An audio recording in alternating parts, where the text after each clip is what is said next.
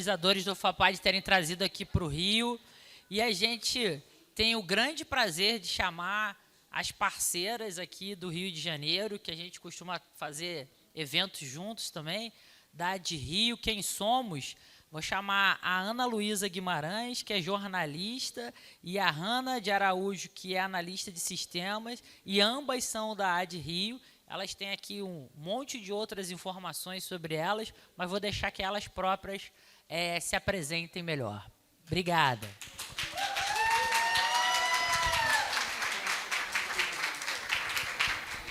Boa tarde a todos. Primeiramente, gostaria de agradecer a doutora Marta por esse convite, nesse dia especial aqui para todos nós. Algumas pessoas eu conheço, né? A gente tem aí já um contato com os pacientes. E vamos falar um pouquinho da AdRio, né? A nossa associação estadual aqui do estado do Rio de Janeiro. E, então, nós fundamos a ONG em 2017, para oferecer apoio, suporte e acolhimento a pacientes com doença de Crohn, retocolite ulcerativa, aqui do estado do Rio de Janeiro. Atualmente, esse dado está desatualizado, né, Hanna? A gente vai atualizar aqui. Atualmente, nós já temos mais de 500 associados e um alcance muito grande, né, nas nossas redes sociais, o Instagram. Temos o grupo também no WhatsApp, e que reúne muitos pacientes. E, enfim, a AdRio está aí com parcerias com clínicas, profissionais liberais, porque o nosso objetivo é oferecer descontos e até mesmo gratuidades no atendimento dos associados e criar, assim, uma rede muito ampla de apoio para todos nós. A nossa ONG leva a voz dos pacientes até as esferas mais altas em busca de informação e zelo pela manutenção dos direitos das pessoas. E por que nós existimos? Bom, gente, a AdRio é uma associação fundada por pacientes, de paciente para paciente. Todos nós na diretoria temos uma doença inflamatória intestinal. Então, sentimos na pele, né, as dificuldades, as dores. Então, a qualidade de vida vai ficando comprometida, a gente começa a precisar de ajuda. Muitas vezes a gente não sabe a quem buscar, né, essa ajuda e esse auxílio, e os sintomas vêm e começam a afetar muitas esferas das nossas vidas. E, enfim, a gente sabe que trabalho, família, estudos, né, relações sociais, até mesmo a parte financeira fica comprometida, o nosso psicológico nem se fala. E aí a gente precisa de apoio. Não dá para seguir sozinho nessa jornada, né? Enfim, a coisa do diagnóstico tardio, que foi falado aqui mais cedo, todos nós praticamente enfrentamos, acredito eu, né? Isso atrapalha muito, né? A gente demora o tratamento, demora a acertar o medicamento, e aí a doença está em remissão, entra em atividade, né?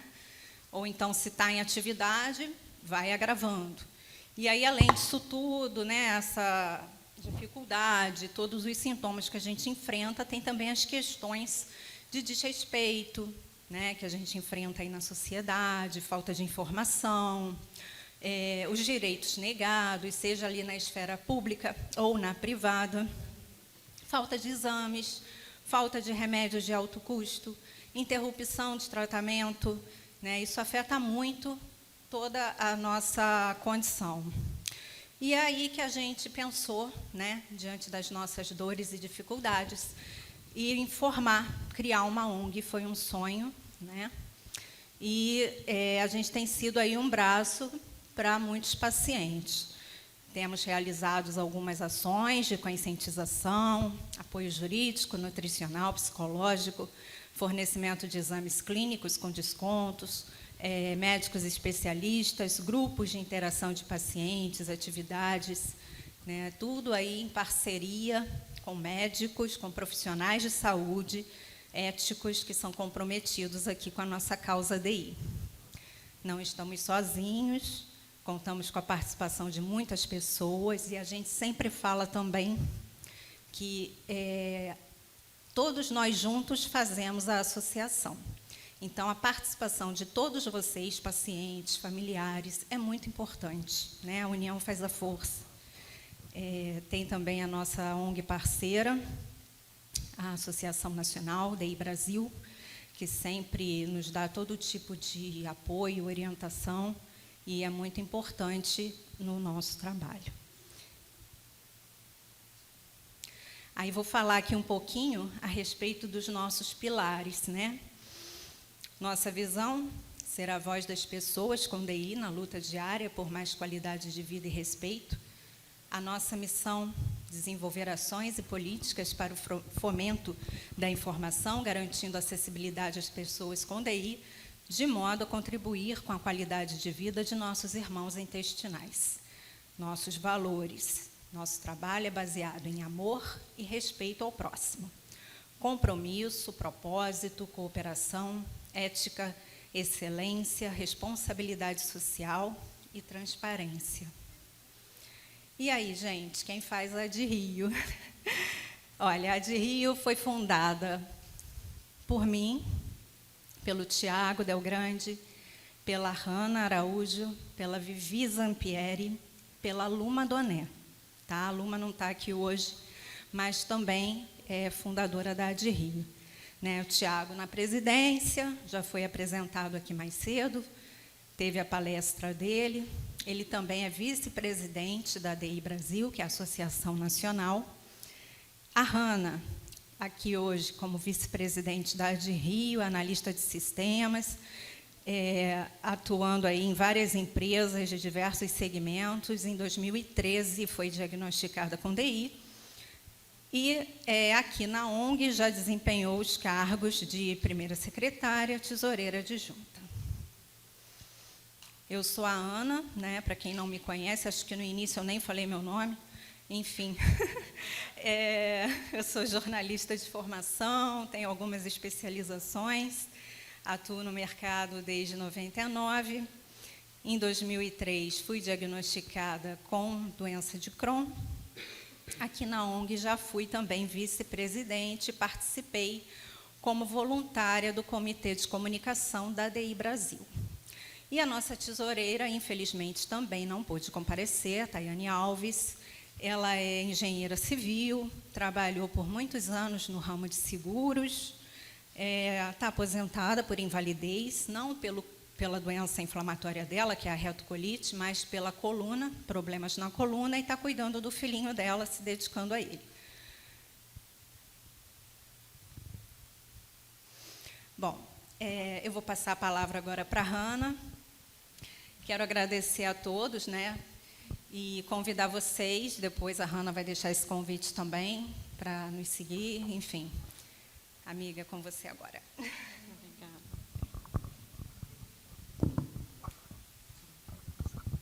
Boa tarde, pessoal. Sou a Hanna. Vamos lá. Estou um pouquinho nervosa, que eu não costumo falar em público assim, né? Mas vamos lá. Eu vou vir aqui porque eu não enxergo dali. Então, um pouco da nossa trajetória. Foi um pouco complicado a gente montar isso aí, porque foram muitas coisas realizadas no longo aí de quase 10 anos, né? Mas a gente conseguiu aqui colocar algumas, né, que são ações assim que a gente considera muito importantes, né, para a ONG durante todo esse tempo. Aqui a gente tem várias participações, inclusive nesse primeiro seminário da de Rio, no Hospital Gafré, né, da doutora Márcia, tem uma mãe aqui, né, que estava lá com a gente, ó, tem uma mãe lá que foi no primeiro, e é muito legal isso. Aqui a gente tem parcerias, né? Aqui a gente teve uma parceria que foi fundamental na pandemia com a Nestlé, né? Da ação de doação de Modulem durante a pandemia. Isso foi muito legal, a gente conseguiu contemplar aí, acho que foram 10 associados, né? Foram 10 associados ou mais, né? 11. Foi muito bacana isso. Grupo de apoio psicológico, né, a gente estava até falando ainda há pouco sobre isso. Esse grupo de apoio psicológico foi muito bom, né? A gente fazia encontros presenciais, não só para os as pessoas com doenças inflamatórias, mas também para os familiares, né? Era um grupo de apoio assim muito bacana. Também a gente quer retomar isso, né? Mas para isso a gente precisa do engajamento das pessoas, né? Que a gente já falou aqui.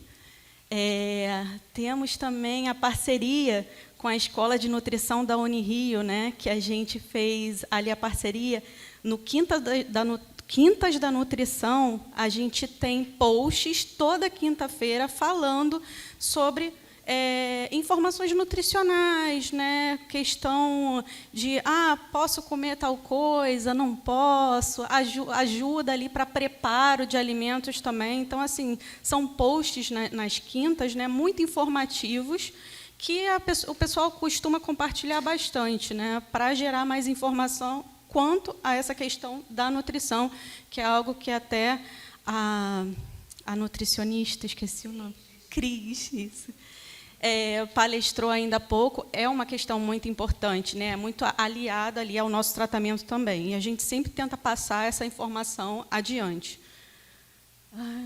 Confecção das carteirinhas digitais. Essa ação foi pioneira ali, idealizadora, né? Foi a Luma Donê, uma das fundadoras da AdRio.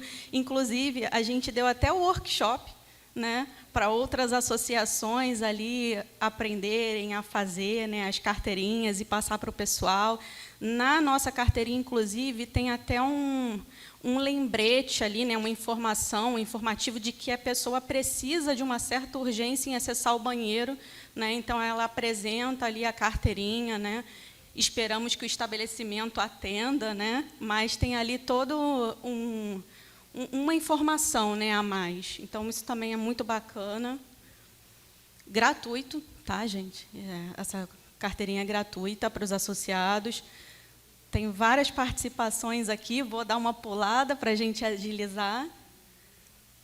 Participação da AdRio na votação do projeto de lei na Alerj, né, em parceria com a AdBrasil. Isso foi uma ação muito importante também, né, nesse projeto de lei. Ele é mais a nível estadual, né? A gente teve o Tiago falando sobre a lei, né, aqui, mas aqui é voltado mais para uma lei estadual. O Tiago falou da lei nacional, né? Iluminação da Câmara Municipal, em maio de 2024, com o apoio ali da Vivi, né, Vivi Zampieri. A gente também já fez a iluminação da Alerj, 2018, se eu não me engano, acho que foi, 2018 também. Isso é bom, pessoal, a iluminação desses monumentos, né, porque propaga, né, gera informação, as pessoas ficam curiosas. Por que o Cristo está iluminado de roxo? Por que a Alerj está iluminada de roxo? Por que a Câmara está iluminada? Então, gera informação, né, até porque os veículos enfim, jornais e tudo mais, blogs na internet, eles também passam essas ações. Então, assim, a gente publica, compartilha, então gera mais engajamento sobre a conscientização das doenças. Então, iluminar esses monumentos é uma forma também de se fazer presente, né, da gente se sentir representado, mas também gerar informação, né? Me perdi. Vamos lá. Aqui a gente tem o desarquivamento, né, dessa PL, que eu falei ali em cima, né, na votação do projeto de lei.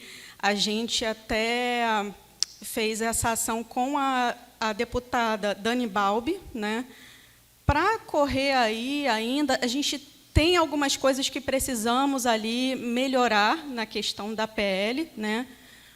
Vai para votação ainda. É um trabalho de todos nós, né? Mas assim, ainda tem um caminho a percorrer, né, com isso. Deixa eu ver aqui. Essas últimas aqui são as nossas ações mais recentes, né, de 2025. Essa foi muito importante, a parceria com os centros de infusões, né? Aqui a gente, com atendimento gratuito para os associados, então as pessoas que precisam fazer a infusão da medicação já podem ali, né, recorrer àquelas clínicas, a Cliged, a Bio, CityMed, o Centro Médico Imunos, né, também, para poder fazer a a infusão, né? Então, isso também é um passo muito importante, porque antes a gente enfrentava o drama de, tem a medicação, onde é que eu vou fazer a infusão, né?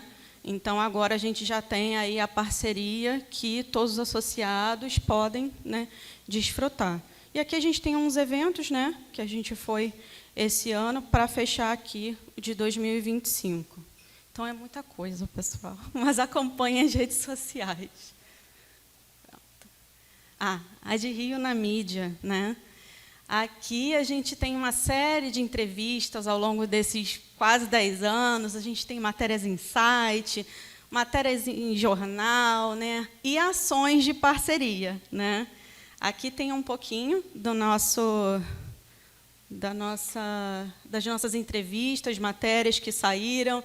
Falta de medicamentos, né, na Rio Farms, todo mundo já conhece isso, mas a gente sempre levanta essa questão a público para fazer barulho mesmo e para gerar resultado, né, gente? Então, é muito importante isso. A gente usar, né, a mídia, os jornais ao nosso favor para gerar engajamento, para sermos vistos, para resolver o nosso problema, né? Aqui tem... isso aqui foi uma ação da gente, na verdade, que, devido à falta, né, de medicamentos aí na Rio Farms constante, a gente acabou fazendo essa intermediação de trocas de medicações, né, nos grupos da AD Rio. Tem todo ali um cuidado, a gente revisa a documentação, receita, tudo direitinho, e não passamos medicação, tá? Não enviamos medicação para ninguém. A gente só faz o match, né? A gente só faz a ponte entre a pessoa que está doando e a pessoa que vai receber a doação. Você precisa de tal medicamento? Ok, a gente vai lá buscar, se tem algum associado, alguma pessoa que tem aquela medicação, informa o contato para que eles, né, realizem essa troca e tudo mais. Então, a gente revisa tudo direitinho, né? Falei. A receita, tudo direitinho, para, né, evitar fraudes ou algo do tipo. Então, isso foi uma ação que saiu até no jornal, né, com entrevista, com tudo. Então, isso serve muito para fomentar aí, né? Ações, né, a gente teve essas ações com artistas, com influencers também. Tem uma questão muito bacana. Em 2016, a Carol Castro, né, ela fez essa ação pela gente, vestiu a camisa da AD Rio, divulgou, né, as doenças inflamatórias intestinais. Então, assim, levou aí o alcance para mais pessoas, né, esse conhecimento. Em 2018, que teve ali uma ação muito importante. Na época, o Felipe Neto em 2018, era o youtuber... o maior youtuber do Brasil, né? Ele tinha, se eu não me engano, nessa época, 6 milhões. Né? Hoje em dia tem gente que ultrapassa mais, né? Mas nessa época eu acredito que seja isso, 6 milhões. E uma coisa curiosa dessa ação, a gente queria muito, obviamente, que divulgasse a doença, né? Que levasse mais informação. Mas a gente teve uma surpresa muito grande. Na época, o Felipe Neto, ele era o youtuber que estava muito em ascensão com a questão jovem e teen, né? Crianças, atingia mais esse público. E, depois dessa ação, o que a gente recebeu de crianças falando que tinha aqueles sintomas, e mães procurando a gente, falando que o filho também tinha esses sintomas, que queria mais informação, que precisava de ajuda, né? Foi assim muito grande, né? Então, a gente teve uma surpresa enorme com essa ação, positiva, obviamente, porque a gente pegou, né, essas pessoas e encaminhou para as ONGs responsáveis, porque a maioria não era do Rio, né? Então encaminhamos aí as ONGs responsáveis para poder fazer aquele atendimento, aquele acolhimento inicial, para poder receber essas pessoas, né? Vou correr um pouquinho aqui, pessoal. De que forma pode se contribuir, né? A gente já falou aqui em outras palestras, né? Os médicos, enfim, os profissionais de saúde já falaram aqui que o engajamento de todos nós é fundamental, né? A gente precisa, né? Infelizmente, né, gente, a gente precisa de números. Então, quando o pessoal da de Rio enche o saco lá, preencham um formulário, está faltando medicação, preencham, por favor. Preencham um formulário, porque só assim a gente pode fazer política pública, só assim a gente pode fazer uma denúncia, formalizar, né? Ir lá, fazer algo no Ministério Público, como a gente já fez anteriormente, né? Abriu denúncia no Ministério Público, então, assim, só assim a gente consegue. Então, assim, é muito importante o engajamento de todos, né? Como a Ana falou, a associação se faz com todo mundo, né? Então, assim, por favor, preencha um formulário. Bom, ali já tem divulgação, tudo, né? Queria agradecer, vou dar uma corrida aqui que já acabou meu tempo. Meu muito obrigada, ABCD, doutora Marta, obrigada pelo convite, obrigada a todos. E sigam a gente na rede social, por favor, quem quiser escanear o QR Code aqui, tá? E quem não puder aqui, quiser impresso também, é só procurar uma de nós que a gente entrega aqui o papelzinho com as redes sociais, tá bom? Muito obrigada, tá, pessoal?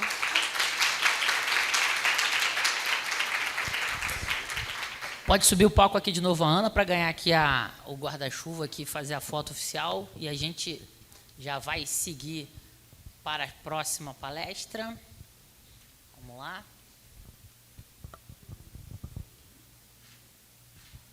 Prontinho, meninas. Obrigada. Obrigada. E agora a gente vai dar sequência falando do controle social, a importância das políticas de saúde no Brasil, e a gente vai chamar com carinho muito especial a Priscila Torres, que, além de mestranda lá em Brasília, ela é membro do Conselho Nacional de Saúde da Câmara de Saúde Suplementar, tanto com voz na ANS, com voz na Conitec, além de ser coordenadora do Advocacy da Biorrede do Brasil e do Grupo de Apoio aos Pacientes Reumatológicos do Brasil. Mais uma bandeira aqui, todas... Estamos na democracia aqui.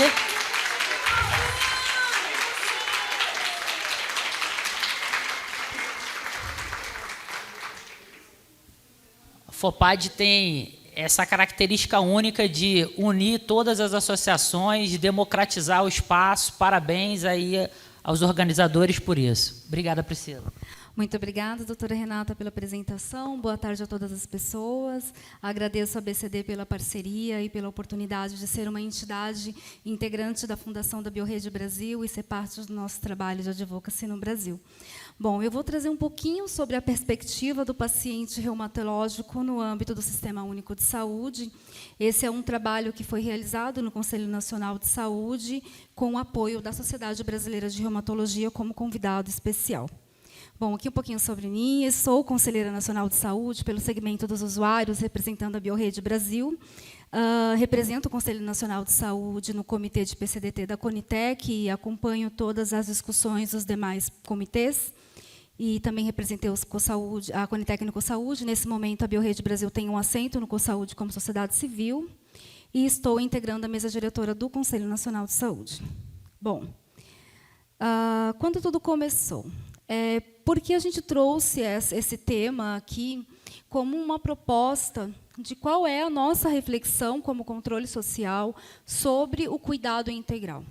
Nós estamos muito acostumados, nós, no movimento, a gente está sempre pedindo para os pacientes participem da consulta pública, Mas a consulta pública ela leva à incorporação de um medicamento. E esse medicamento, para que ele cumpra todos os seus objetivos de tratamento da doença, a gente sempre fala, um estudo clínico ele é um ambiente em que nós, pacientes, gostaríamos de viver.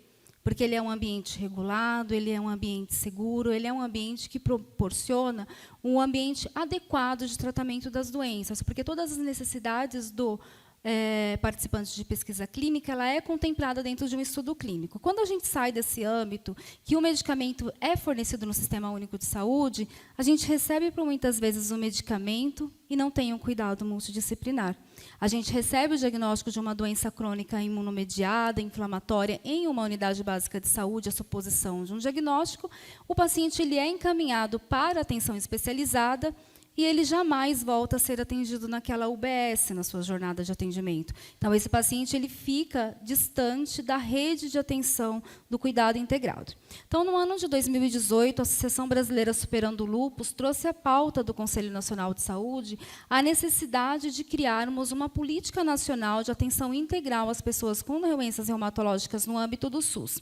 Na ocasião, a Sociedade Brasileira de Reumatologia estava presente e a gente tinha como pleito reativar a Câmara Técnica de Reumatologia e trazer um olhar especial a diversas questões do cenário dos pacientes reumatológicos. Naquele momento, era a questão da chegada dos biosimilares. A Biorrede Brasil, assim como todas as entidades integrantes, nós já avisávamos ao Ministério da Saúde que a chegada dos medicamentos biosimilares ela estava vendo em um momento em que o Brasil não estava preparado, porque nós não tínhamos diversas coisas, entre eles, serviços de terapia assistida. Então, por isso, a gente sempre dizia que era extremamente importante a gente ter a regulação da intercambialidade e a organização do sistema para a chegada dos medicamentos biosimilares. Então, essa foi a pauta onde tudo começou no ano de 2018, foi uma plenária do Conselho, e nós criamos a recomendação número 11 de 2018.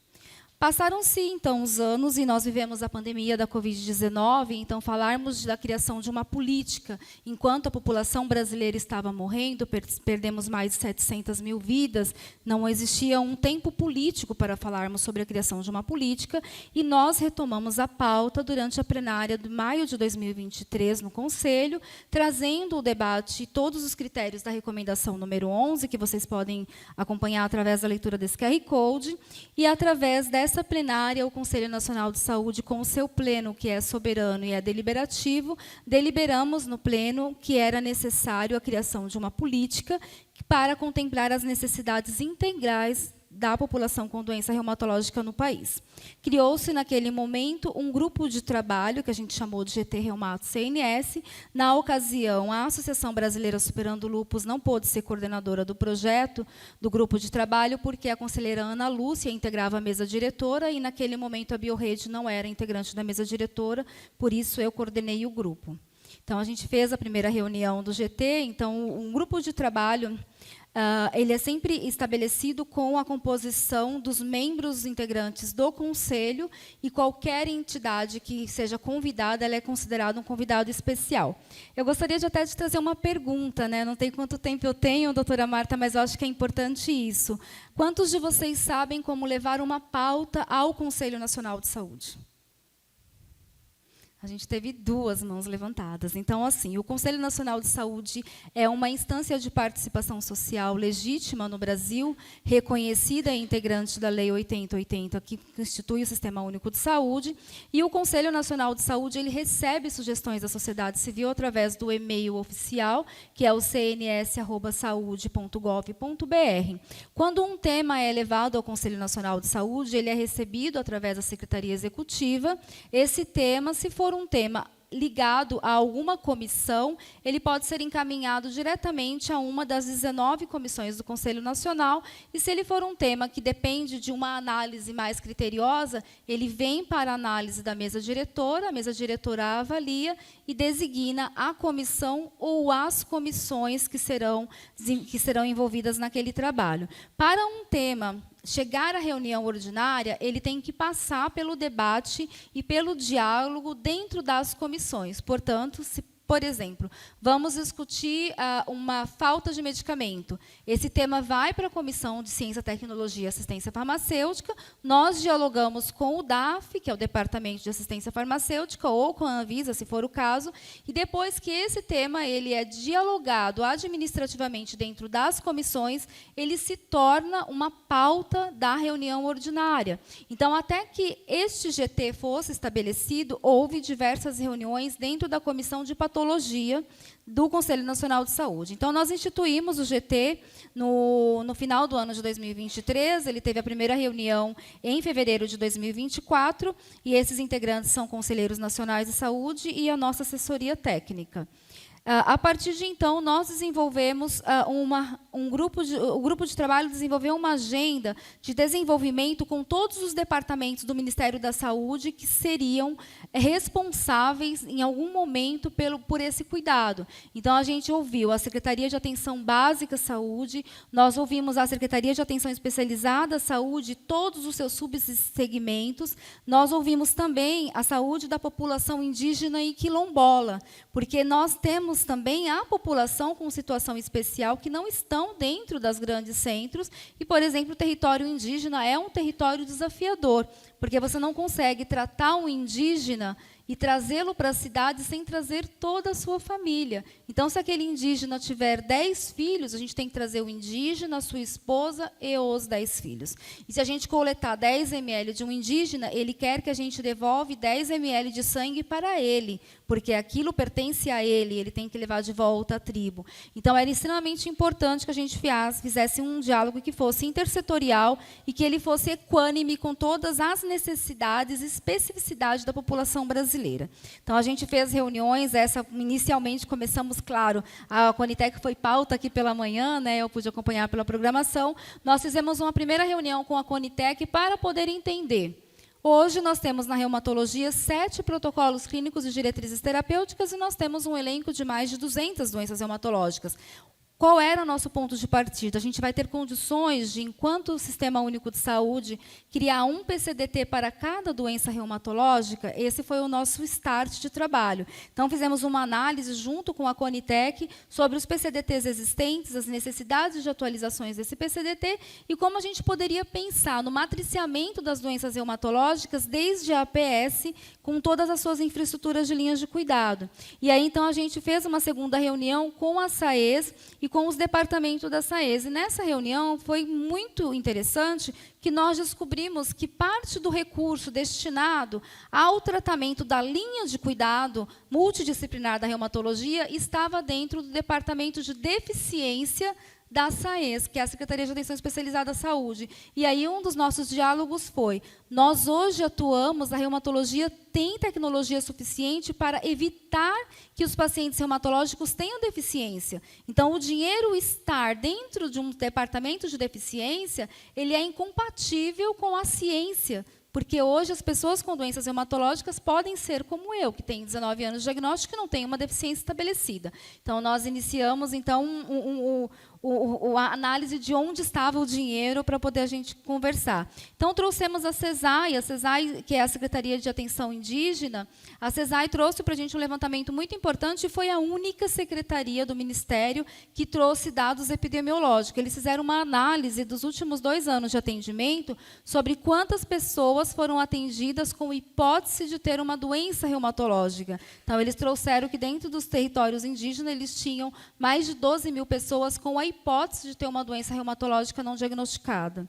Depois a gente ouviu a questão da saúde da população indígena e quilombola, a gente está ali dentro desse território, a gente avalia as regiões ribeirinhas, todos os quilombos e todas as questões que você tem, quilombos que não têm atenção de saúde, então, são pessoas que têm que viajar, às vezes, 2 dias, às vezes 15 dias até chegar a uma unidade de saúde, e a gente tem também a questão de você enviar os profissionais de saúde. Por exemplo, no território indígena, a gente tem equipes de saúde que viajam 15 dias para chegar ao seu local de trabalho, e aí eles ficam no território por 45 dias sem voltar para casa, e depois eles viajam 15 dias para voltar para casa. Então, essa equipe de saúde, nós pensamos e dialogamos com a Equidade como nós poderíamos alinhar a atenção de saúde, a saúde digital, para levarmos a oportunidade de, em vez de você trazer as pessoas dos quilombos e do território indígena para a cidade,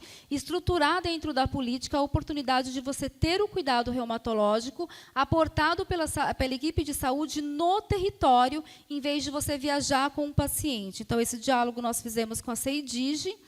E aqui a gente trouxe, né, o contexto da política, ele está baseado aqui dentro do contexto das doenças reumatológicas, e a gente fez com a Sociedade Brasileira de Reumatologia a seguinte análise: quais eram as doenças reumatológicas que poderiam iniciar o tratamento na APS e ficar na APS, e quais eram as doenças reumatológicas que devem entrar pela atenção básica e devem ser encaminhadas para a atenção especializada sem perder o vínculo com a atenção básica, porque hoje, mas ele não continua sendo atendido na atenção básica. Esse é o cenário que a gente tem global do Censo Brasileiro de Atenção Básica, que foi apresentado no Conselho Nacional de Saúde na reunião dessa semana, que mostra que mais que 55%, por exemplo, dos pacientes que vêm com encaminhamento de especialista para atenção básica agendar, de uma internação, eles não têm segmento. Esses pacientes passam pela APS, mas eles sequer têm acesso ao seu resumo de alta, ao histórico.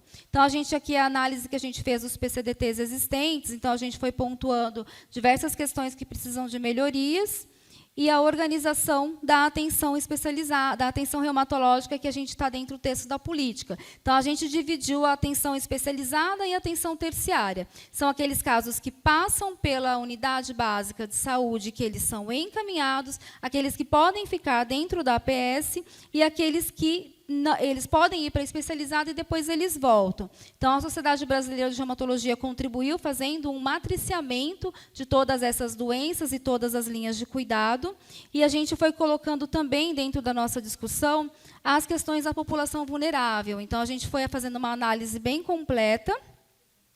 Fizemos também uma inclusão dos termos do Programa Nacional de Imunização. A gente tem diversas doenças, diversas vacinas que ainda não estão disponíveis para os pacientes imunomediados, então essa também foi uma discussão do programa. E aqui a questão da telesaúde, digitalização de saúde. Aqui, nós discutimos dentro da política qual era a capacidade que a gente tem de ter a telesaúde na reumatologia, mas sem ter a consulta paciente-profissional. É o profissional de saúde do território com o reumatologista dentro do telesaúde.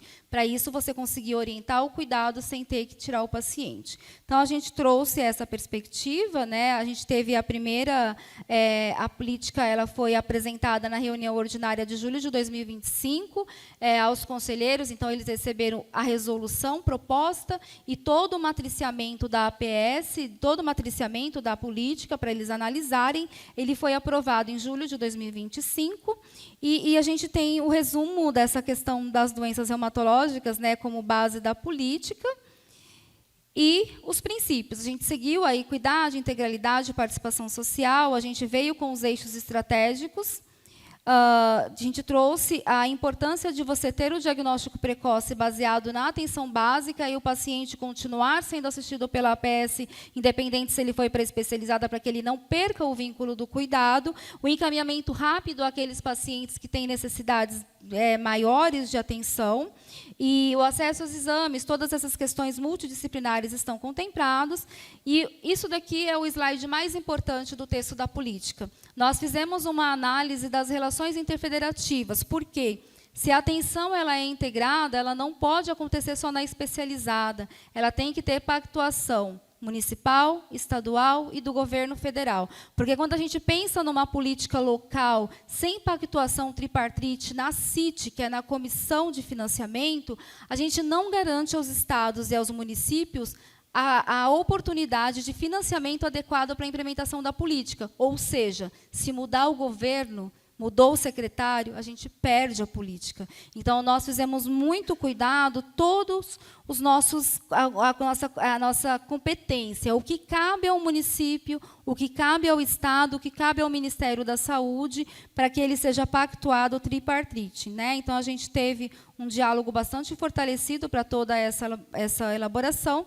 e nós aprovamos agora, na reunião ordinária do mês de setembro, a resolução que será assinada pelo ministro da Saúde, Alexandre Padilha, que aprovou a Política Nacional de Atenção Integral às Pessoas com Doenças Reumatológicas no âmbito do SUS. Esse daqui é o texto da resolução, para fazer a leitura do QR Code, eu também posso compartilhar com a doutora Marta o PDF. E a conclusão de que a gente precisa olhar as doenças crônicas com uma jornada humanizada, que seja acessível, que seja resolutiva, e que a gente precisa que essas doenças tenham um olhar e cuidado centrado no usuário, né? Uma política baseada em equidade, integralidade e participação social. E essa que é o nosso mote principal, né? Que as pessoas com doenças crônicas, elas precisam que o SUS, além de fornecer medicamento, forneça cuidados integrais. E isso também acontece no âmbito da saúde suplementar. A gente tem a saúde suplementar com um grande desafio da integralidade do cuidado. Você tem planos de saúde limitando a quantidade de terapias, quantidades de atendimento, o grande desafio setorial de você ter acesso à equipe multidisciplinar, e a gente deixa uma convocação no dia 24 agora de setembro, o CoSaúde vai fazer a avaliação de 2 medicamentos novos e inovadores para o tratamento de doenças inflamatórias, e a gente conta com a participação dos pacientes para acompanhar a plenária, que é transmitida ao vivo no YouTube, e também a importância de contribuírem na consulta pública, né? Porque cada vez que discute um novo medicamento, a gente entende que quem está avaliando tecnologia, a gestão que está tomando decisão, pensa que é porque vai ter um novo medicamento, parece que vai ter novos e novos pacientes. E é ao contrário, né? Quanto mais medicamento a gente tem incorporado dentro das políticas, maior competitividade comercial a gente provoca no mercado da indústria farmacêutica e, consequentemente, você tem mais descontos e mais descontos, porque a indústria quer vender os seus medicamentos e nós, pacientes, nós do controle social, queremos que as pessoas tenham oportunidade de vida e oportunidade de vida com qualidade, apesar de viver com uma doença imunomediada. Gente, super obrigada.